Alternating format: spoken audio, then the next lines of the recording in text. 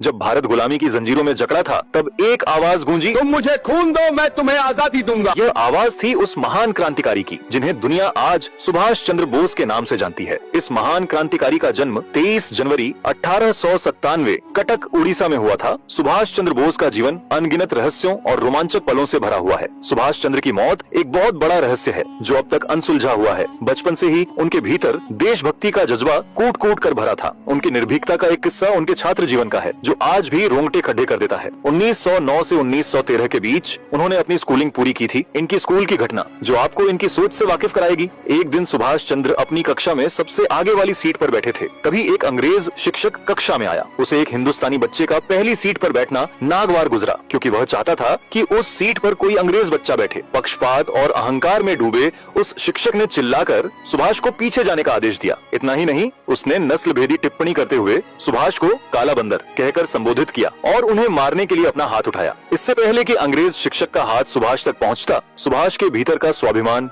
जाग उठा। उन्होंने पलक झपकते ही उस शिक्षक को 2-3 करारे थप्पड़ जड़ दिए। पूरी कक्षा सन्न रह गई। शिक्षक चाहकर भी उस वक्त कुछ न कर सका। वहाँ उस अंग्रेज शिक्षक और एक अंग्रेज छात्र के अलावा बाकी सभी छात्र हिंदुस्तानी थे, जिन्हें वह शिक्षक ब्लैक मंकी कहता था। उन सभी की आंखों में अपने साथी सुभाष चंद्र के लिए गर्व और अंग्रेजों के प्रति आक्रोश था। अकेले पड़ जाने के डर और सुभाष के फौलादी साहस के सामने उस अंग्रेज शिक्षक की बोलती बंद हो गई। यह घटना साबित करती है कि सुभाष चंद्र बोस ने कभी भी अन्याय के सामने सिर झुकाना नहीं सीखा था। उस शिक्षक को थप्पड़ मारने की घटना का परिणाम यह हुआ कि सुभाष चंद्र बोस को 2 साल के लिए स्कूल से निकाल दिया गया। लेकिन ताज्जुब की बात यह थी कि सुभाष को इस बात का जरा भी दुख नहीं था। उनके चेहरे पर पछतावा नहीं, बल्कि एक संतोष था कि उन्होंने अन्याय और अपने देश के अपमान के खिलाफ आवाज उठाई थी। वे खुश थे कि उन्होंने उस अंग्रेज शिक्षक का गुरूर मिट्टी में मिला दिया था। लेकिन बेटे के भविष्य को लेकर चिंतित उनके पिता राय बहादुर जानकीनाथ बोस ने बहुत संघर्ष और कोशिशों के बाद सुभाष का दाखिला दूसरे स्कूल स्कॉटिश चर्च कॉलेज में कराया। इस स्कूल की सबसे खास बात यह थी कि यहाँ पढ़ाई के साथ साथ मिलिट्री ट्रेनिंग भी दी जाती थी। सैन्य प्रशिक्षण की बात सुनकर सुभाष की खुशी का ठिकाना न रहा। उनके लिए यह केवल एक ट्रेनिंग नहीं, बल्कि देश की सेवा के लिए खुद को तैयार करने का एक सुनहरा अवसर था। उन्होंने अपनी पढ़ाई और मिलिट्री ट्रेनिंग दोनों को पूरी शिद्दत और अनुशासन के साथ किया। अपनी कड़ी मेहनत के बल पर उन्होंने न केवल सैन्य कला सीखी, बल्कि अपनी बीए दर्शन शास्त्र की पढ़ाई भी शानदार अंकों के साथ पूरी की। बीए की पढ़ाई पूरी करने के बाद सुभाष के पिता राय बहादुर जानकीनाथ बोस चाहते थे कि उनका बेटा उस समय की सबसे प्रतिष्ठित परीक्षा आईसीएस इंडियन सिविल सर्विस दे, लेकिन सुभाष इसके सख्त खिलाफ थे। उन्होंने साफ शब्दों में कह दिया, मैं अंग्रेजों की गुलामी या उनकी नौकरी कभी नहीं करूंगा। उनके पिता जानकीनाथ जी जानते थे कि सुभाष अपने सिद्धांतों के पक्के हैं और उन्हें सीधे तौर पर मनाना मुश्किल है। उन्होंने एक मनोवैज्ञानिक चाल चली और बात बनाते हुए कहा, सुभाष, मुझे लगता है कि तुम इस परीक्षा से इसलिए बच रहे हो क्योंकि तुम्हें डर है कि तुम अंग्रेजों के मुकाबले इस कठिन परीक्षा को पास नहीं कर पाओगे। अपने स्वाभिमान और काबिलियत पर उठते सवाल को सुभाष सहन नहीं कर सके। उन्हें गुस्सा भी आया और उन्होंने इस चुनौती को स्वीकार कर लिया। वे केवल अपनी योग्यता साबित करने के लिए 1919 में लंदन चले गए। वहां उन्होंने न केवल परीक्षा दी, बल्कि पूरी दुनिया को हैरान कर दिया। जब 1920 परीक्षा का परिणाम आया तो सुभाष चंद्र बोस ने पूरे विश्व में चौथी रैंक हासिल की थी। उस समय चौथी रैंक लाने वाले वे पहले भारतीय थे। उन्होंने साबित कर दिया कि भारतीय प्रतिभा किसी भी अंग्रेज से कम नहीं है। आईसीएस की परीक्षा में चौथी रैंक हासिल करने के बाद सुभाष अब एक बड़े अधिकारी IAS बन चुके थे। सुख सुविधाएं और ऊंचा पद उनके कदमों में था। कहते हैं ना, एक घटना इंसान की पूरी जिंदगी को बदल देती है। बस कुछ ऐसा ही सुभाष चंद्र बोस के साथ हुआ, जो उनकी जिंदगी को ही पलट कर रख दिया। हुआ ऐसा कि एक शाम जब सुभाष लंदन के एक सुंदर पार्क में टहल रहे थे तो वहाँ के दृश्य ने उन्हें गहरे सोच में डाल दिया। उन्होंने देखा कि पार्क में अंग्रेज बच्चे सुंदर कपड़ों में हंसते खेलते दौड़ रहे हैं। अंग्रेज परिवार खुशहाली के साथ आपस में गपशप कर रहे हैं और चारों ओर संपन्नता और हंसी का माहौल है। उस चमक धमक वाले दृश्य को देखते ही सुभाष की आंखों के सामने भारत की तस्वीर उभर आई। उन्हें याद आया अपना देश भारत, जहाँ बच्चे फटे पुराने कपड़ों में नंगे बदन धूल में खेलते थे, जहाँ हर इंसान के चेहरे पर गरीबी का दुख और आंखों में लाचारी थी। उन्हें याद आया कि कैसे भारत की जनता भूख से तड़प रही थी, जबकि उन्हें लूटने वाले अंग्रेज यहाँ इतनी शान और खुशी से रह रहे थे। ये सोचकर सुभाष का मन कचोटने लगा कि जिस व्यवस्था ने उनके देश को कंगाल बना दिया, वे उसी व्यवस्था का हिस्सा बनकर कैसे रह सकते हैं। उनका अंतर्मन चीख उठा कि वे अपनों को लूटने वालों की चाकरी नहीं करेंगे। उसी क्षण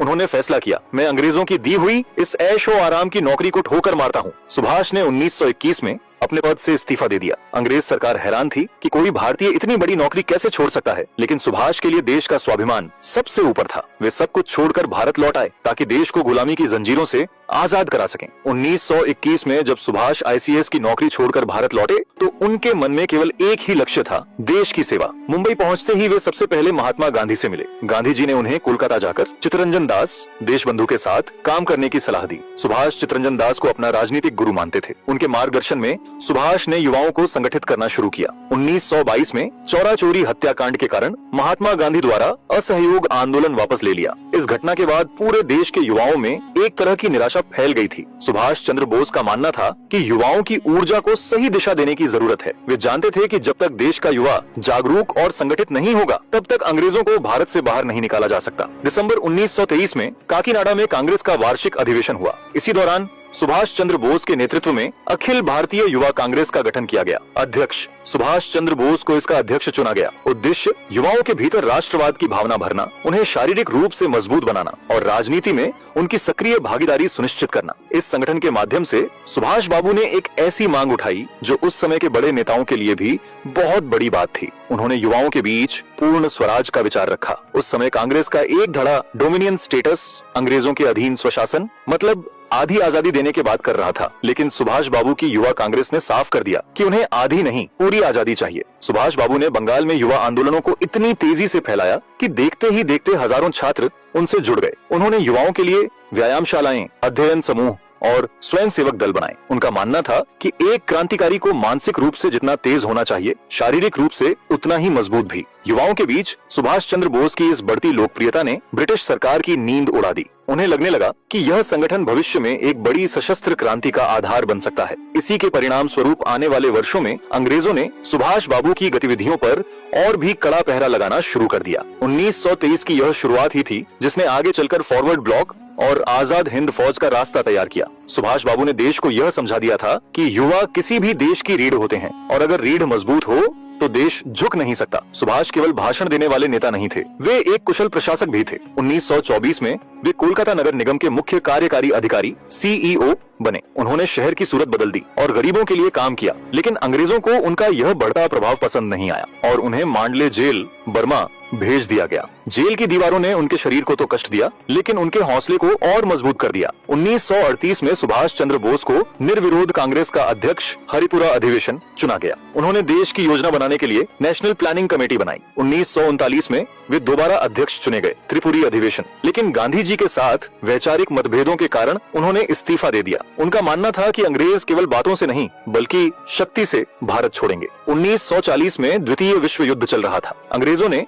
सुभाष बाबू को कोलकाता के उनके एल्गिन रोड वाले घर में नजरबंद कर दिया था। घर के बाहर 24 घंटे पुलिस का कड़ा पहरा था। नेताजी ने समझ लिया था कि घर में कैद रहकर वे देश को आजाद नहीं करा पाएंगे। उन्होंने बाहर निकलने के लिए एक गुप्त योजना बनाई और कई हफ्तों तक दाढ़ी बढ़ाई ताकि उन्हें पहचानना मुश्किल हो जाए। 17 जनवरी 1941 की आधी रात का समय था। नेताजी ने एक बीमा एजेंट मोहम्मद जियाउद्दीन का भेष धरा। उन्होंने लंबी शेरवानी, ढीला पजामा और एक गोल मुस्लिम टोपी पहनी। उन्होंने अपनी चश्मा उतार दिया ताकि चेहरा पूरी तरह बदला हुआ लगे। रात के लगभग 1:30 बजे उनके भतीजे शिशिर कुमार बोस ने अपनी पुरानी वॉन्डर कार निकाली। नेताजी पिछली सीट पर बैठे। पुलिस को चकमा देने के लिए उन्होंने इंजन बहुत धीरे से चालू किया। वे कोलकाता से निकले और अंधेरी रातों में गाड़ी चलाते हुए बिहार के धनबाद गोमोह पहुंचे। गोमोह रेलवे स्टेशन से उन्होंने कालका मेल पकड़ी और दिल्ली होते हुए पेशावर, अब पाकिस्तान में है, पहुंचे। वहां उनकी मुलाकात अकबर शाह और भगत राम तलवार से हुई। अब सफर और भी खतरनाक था। उन्हें पैदल और खच्चरों पर सवार होकर ऊबड़ खाबड़ पहाड़ों के रास्ते अफगानिस्तान की सीमा पार करनी थी। अफगानिस्तान पहुंचने पर पकड़े जाने का डर और बढ़ गया। वहां की पुलिस से बचने के लिए उन्होंने गूंगे और बहरे होने का नाटक किया ताकि किसी को उनकी भाषा या लहजे पर शक न हो। वे कई दिनों तक एक साधारण सराय में रहे जहां गंदगी और ठंड बहुत थी, लेकिन उनका लक्ष्य अडिग था।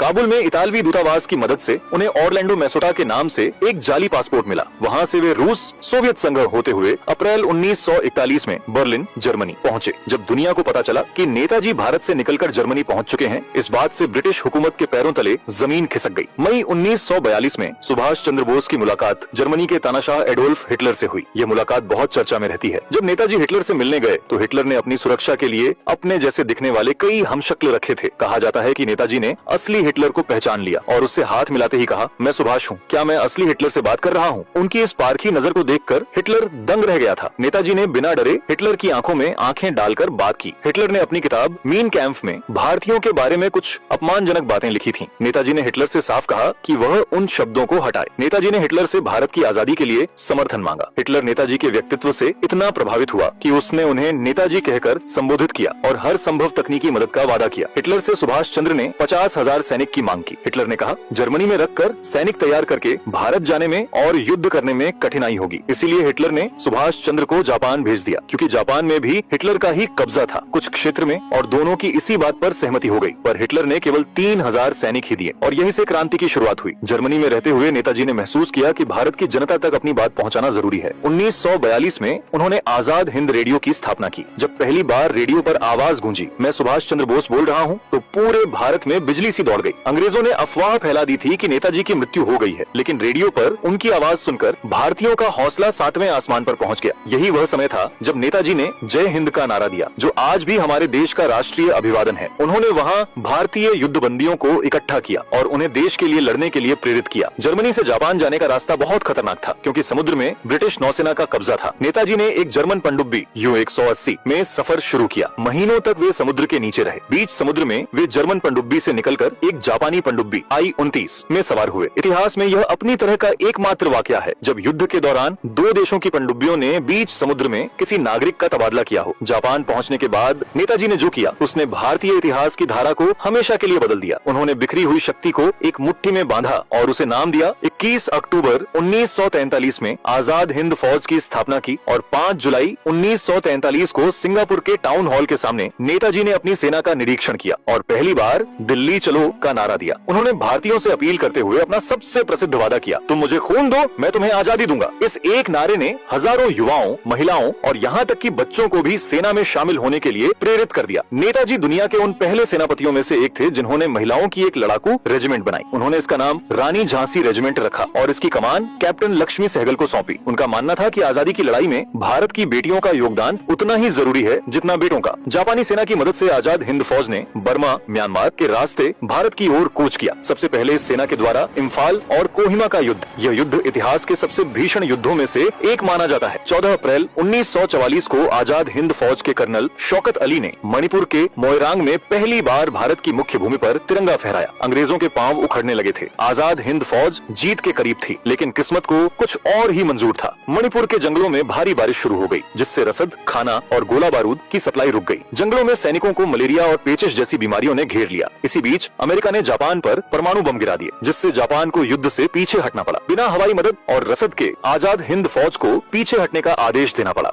पीछे हटते समय भी नेताजी का हौसला नहीं टूटा। उन्होंने अपने सैनिकों से कहा, दुनिया की कोई भी ताकत भारत को अब ज्यादा दिन गुलाम नहीं रख सकती। हम भले ही यह जंग हार गए हों, लेकिन हमने आजादी का रास्ता खोल दिया है। भले ही सेना सैन्य रूप से हार गई थी, लेकिन जब युद्ध के बाद INA के अधिकारियों सहगल, ढिल्लों और शाहनवाज पर लाल किले में मुकदमा चला, तो पूरी भारतीय सेना जो अंग्रेजों के लिए काम करती थी के भीतर विद्रोह की ज्वाला भड़क उठी। रॉयल इंडियन नेवी के विद्रोह ने अंग्रेजों को समझा दिया कि अब वे भारतीयों के दम पर भारत पर राज नहीं कर सकते। जापानी रिपोर्टों के अनुसार 18 अगस्त की दोपहर नेताजी एक जापानी सैन्य विमान नवासी से 2 टाइप सल्ली से मंचूरिया की ओर जा रहे थे। उड़ान भरने के कुछ ही देर बाद विमान का इंजन खराब हो गया और वह दुर्घटनाग्रस्त होकर आग की लपटों में गिर गया। कहा जाता है कि नेताजी के कपड़े पूरी तरह आग की चपेट में आ गए थे। उन्हें ताइपे के एक सैन्य अस्पताल ले जाया गया, जहां रात को उन्होंने आखिरी सांस ली। उनके साथी कर्नल हबीबुर रहमान उनके साथ थे। उनकी अस्थियां जापान के रेंकोजी मंदिर में रखी गई हैं। भारत के करोड़ों लोगों और खुद नेताजी के परिवार के कई सदस्यों ने इस कहानी पर कभी यकीन नहीं किया। इसके पीछे कई कारण थे।